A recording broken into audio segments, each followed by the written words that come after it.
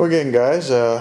Armando here, and since I am still in a holding pattern on the refit because I ordered the boards from Ralph, and I'm waiting for my face hugger to dry, the clay to dry, and these vinyl kits seem to be pretty easy to put together and glue.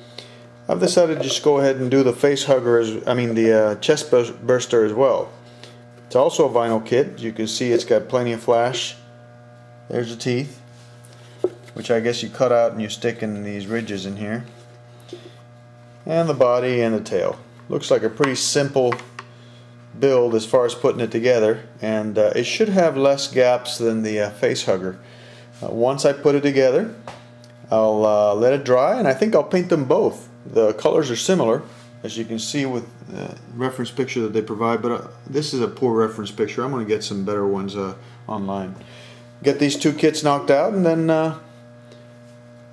keep going with my refit. This is actually fun. I'm knocking out some of these simpler models to make some space in my stash because it was getting out of hand. Anyway, I'll keep you up to date on this one. Take care.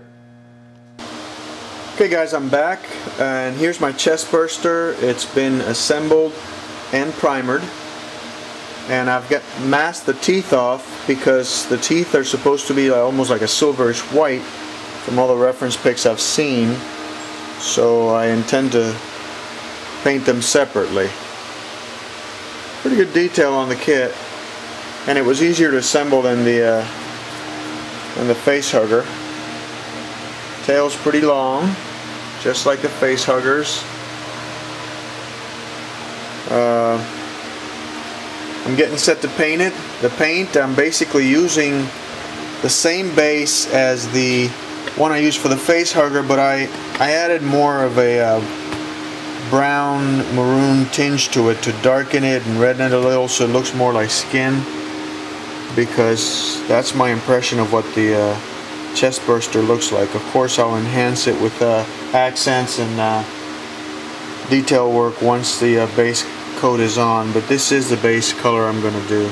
So that's my progress on it. I'll keep you up to date. Okay, back to my chest burster. Laid down the base color, which is a slightly darker one than I used on my face hugger, and now I'm getting set to do the accents on it. I've chosen two shades of red, the Absalom brick red and the Georgian cadmium red. This you get at Walmart as part of the oil colors in the art department, and two of the Absalom shades of German ochre and faded camouflage maroon. Looks more like pink to me, but I think I can probably get a little mixture of the two and come close to the color of the scene. As you can see, he's full of blood, so that's why I need the red. And I'm going to try and get some of those highlights on there. And but he needs to be pin washed so that I can bring out the detail on the surface. So I'll try and mix these two, see what they look like after they're mixed, and lay it down. If I like the way it looks, I'll continue, give it more texture, and then we'll go from there. I mean, if I feel it needs to be darkened, I'll add more colors. But that's where I'm at right now. I'll be back soon. Okay, so this is the shade that this looks like. I've mixed it. As you can see, it's sort of almost like a skin color, a darker shade of the skin color that I achieved here. And basically what I do is I wet the model. It's almost like a pin wash, as you can see. The brush is already impregnated with some of the coloration, but I add more. I mix some of this with this, and I sort of dab it.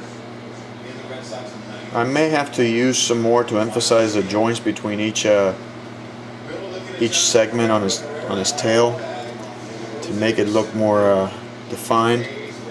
But I'll decide that after this is already done. And I just take some of the thinner and thin it out, basically. Let it run over all the little pores and details on the surface to bring it out.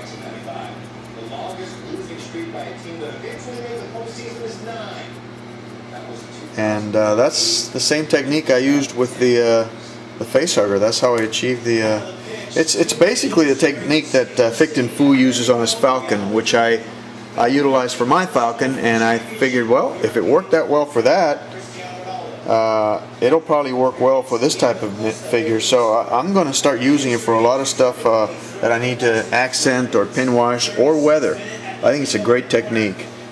So this is what I'll continue. I'll do the tail first, because the tail, I guess I can add some blood to it later. That's what those two reds are. I'll probably mix them to get the closer tonality of the blood. But I'm going to do the tail first, and then I'll work my way up to the body. Okay guys, I've finished the paint job on the chestburster using the technique as I described it. Pardon the reddishness of the light. I'm showing it under these neon lights, so it's a little more reddish than it's normal, but I just wanted you guys to show to get the picture, get the idea of what I did. I'll be clear coating it probably tomorrow. As far as the teeth are concerned, I painted the inside of the mouth with the Alclad gloss black, and the gums are, I used that pink oil paint I showed you guys in the previous segment, and the teeth are Alclad chrome. I used a technique with the gloss black and the Alclad chrome. So all that's left is clear coating it. All in all, I'm pretty happy with it. I added blood tints, as you can see, using those red paints and smearing it all over the place so he looks like he's just come out of someone's chest. And once I clear coat it, I imagine it'll look really nice. I'll do a final video of that, and then go ahead and post this puppy up on YouTube. So talk to you guys later. Okay, here's my final on the chestburster. As you can see, I have found a nice spot for it. Oops, almost killed myself. Next to the face hugger. It's got a nice gloss, nice and shiny.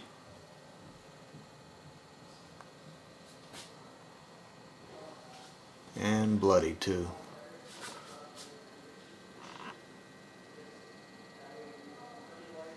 So there he is. Nasty sucker.